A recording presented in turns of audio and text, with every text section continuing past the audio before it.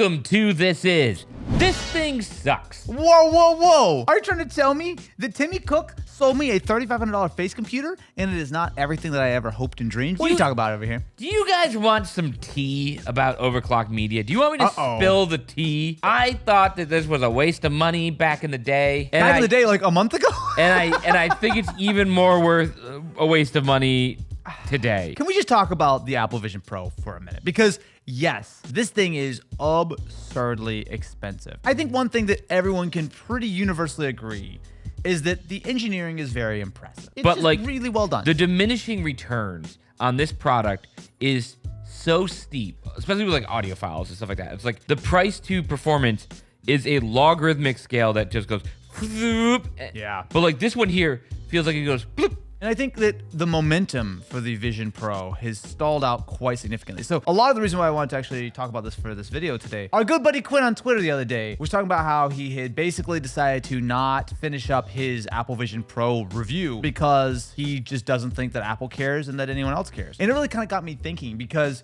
we're sort of in the no man's land when it comes to Apple Vision, where there's this enormous amount of hype. It was the hottest thing. Freaking Logan Paul's walking out to WrestleMania with it. Like, it was just this huge thing. And then it has dropped off the face of the earth. The hype about this was never about a new product. 100% of the hype about this was for a new status symbol. No one was ever hyped about this, about like, oh, this is going to revolutionize the way I do productivity. No. They were justifying. They're trying to justify it. I will say a few people I do know have bought and used this thing every day, and they've rebuilt their workspace around it. Who? Lito. No. I'm calling out on that with Ken because he didn't buy it. Oh, of course, The company bought it, and now he's like, oh, I'll use it in my workspace, which is totally different because it's like, oh, if you're going to be giving it to me, I'll find a use for it. But how many people, they bought this like, haha, look at me doing my stuff, and then immediately returned it in the return window. I maintained that this was all artificial hype.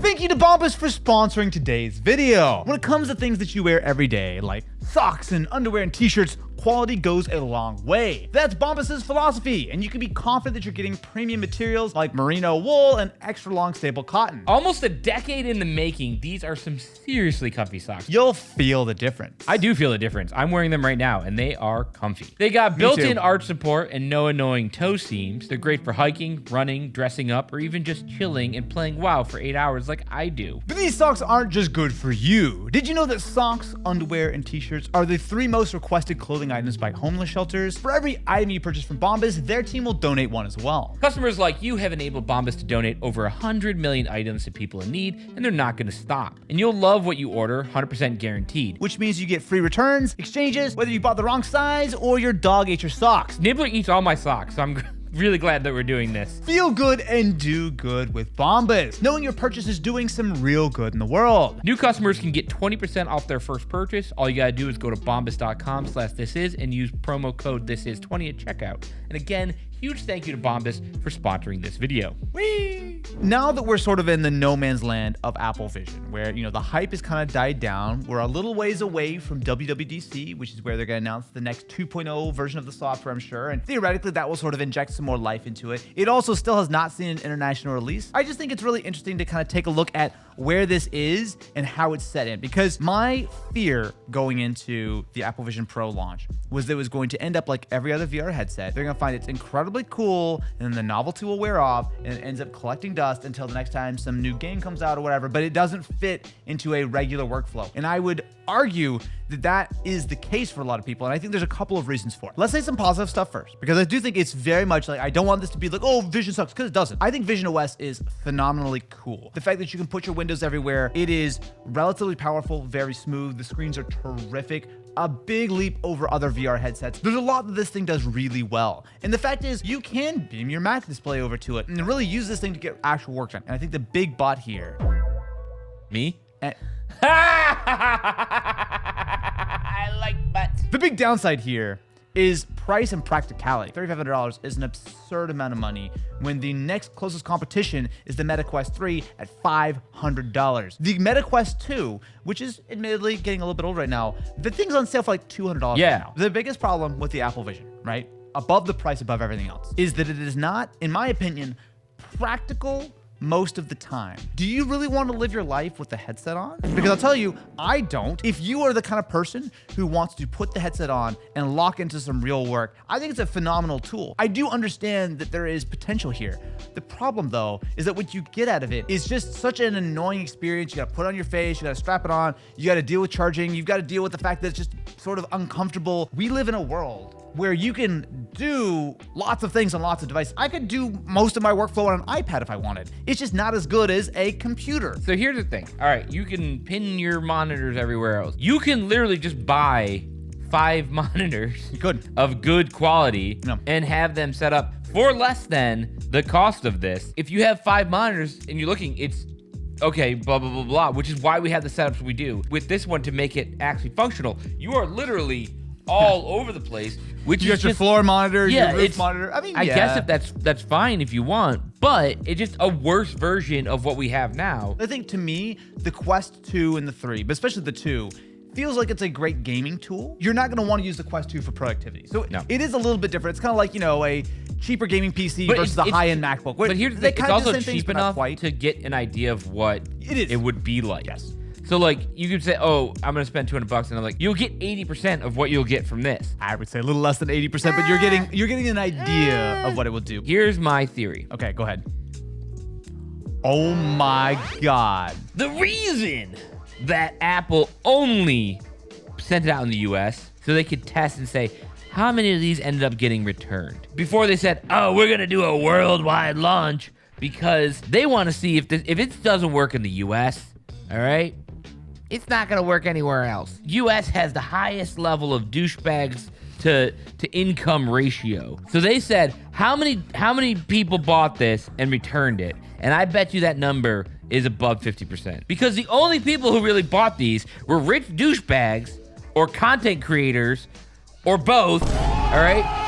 Some tech just isn't it. Hold on, wait. Before you finish the sentence. Yeah. Are you trying to insinuate that the Vision Pro is actually DOA? Like it's just done for? I think it should be. Really? You're done. Okay, please elaborate. So I just think VR, AR, as its form right now, has no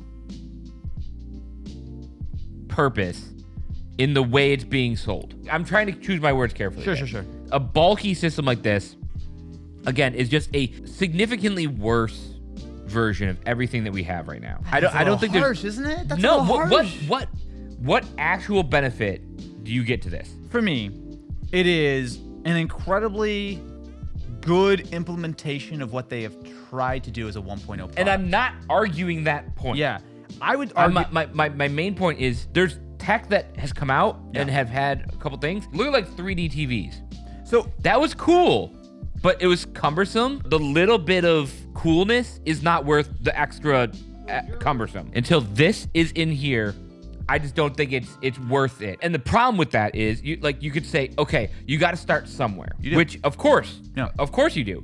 But the jump from this to this is so very far away, astronomical. Yeah. That how do you justify any versions of these? It'd be one thing if if this was a full laptop. It's not. It's iPad. If this was a MacBook Air on your face, suddenly it's a different conversation. I don't think it's a dramatic statement to say that every year we get closer and closer to the iPad and the Mac merging. Every time we get more and more features, it just feels like getting closer and closer together. At some point, we're gonna have to have that merger. Is that the point in which we have the macOS, iPad, Vision OS sort of hybrid, where you get all the advantages of macOS with full window management, all the backwards compatibility, blah, blah, blah. You also have the advantages of iPadOS and Vision OS with stuff that's a little bit more touch friendly for the most part. If you had some kind of hybrid of that, you squint a little bit, 5 years from now, they could have something like that running on this headset. Like, I don't actually think that that's a crazy idea. So would that not solve that particular issue? The argument for a lot of when this came out was, we got to get this in the hands so devs can work for it. Yes. What has come out for this that's actually cool? That's the thing. I've seen some devs kind of talking about, they've gotten, their apps on, the trending chart or whatever. And it's like, oh, I made, $300 or whatever. It's just like, man, that's just... that's kind of my point. No one has it. Yeah. No one's developing anything revolutionary for it. Yeah, although to be fair, it is early days. Right. I feel better about this statement if we're at the end of this year and we've not seen some more killer apps. If you're a dev... Yeah. And you're seeing that a lot of people are not this is not in hands, and you say, okay, I can concentrate my efforts somewhere else. Yep. If no one's developing for this, then it's never going to gain the traction that it needs to. Chicken and egg. Because you cannot look at the hype of this coming out, because when Apple comes out with a product, it's a big fanfare. This is all just artificially inflated. And so you're not going to have the support you need in something like this to get a meaningful Rev 2, Rev 3, Rev 4. What makes more sense is when we can finally have holographic like projectors in the house where your system is like your laptop and the Vision OS is good. If you could take your laptop and put a screen over here that is like projected or something like that, that makes way more sense. It's almost like we have the software, right? But we don't have the hardware to pull that off. Obviously, there's a real possibility that the Vision Pro goes nowhere. Apple has no idea what they're doing. They spend years in the wilderness. And that's okay. That's what I wish people would kind of acknowledge. I do feel like Apple's going to try and shove this down everyone's throats. If you look at all the rumors of the new iOSs, it's all supposed to like be more Vision OS-esque. Apple has the ability to brute force this and make this the device, especially Apple, who can just like, they could take all the R&D into this and just be like, meh, and just write it off. Like the Apple car? Yeah, and like, and it's just,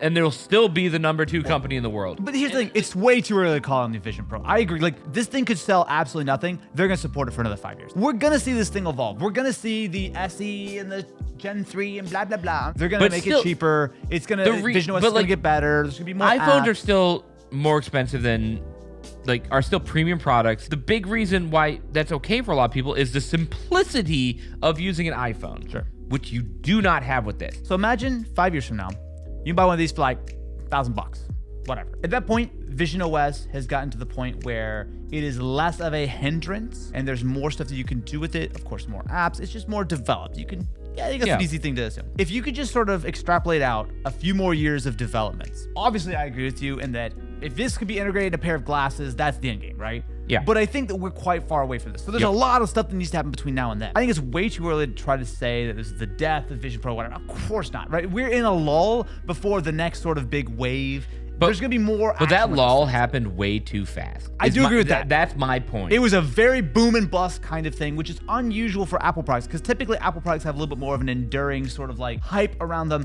And it just went from 0 to 100 to 0 in like 10 minutes. This was the latest in the crypto bro fad. The same crowd who got into NFTs, the same crowd who got into stonks. It got caught in this for better or for worse. Yep. That's why I just think this didn't catch on the way it needed to one way or another. Yeah. Let us know in the comments what you think about the Vision Pro. I don't know. I just think, for me, the Vision Pro has a lot of potential.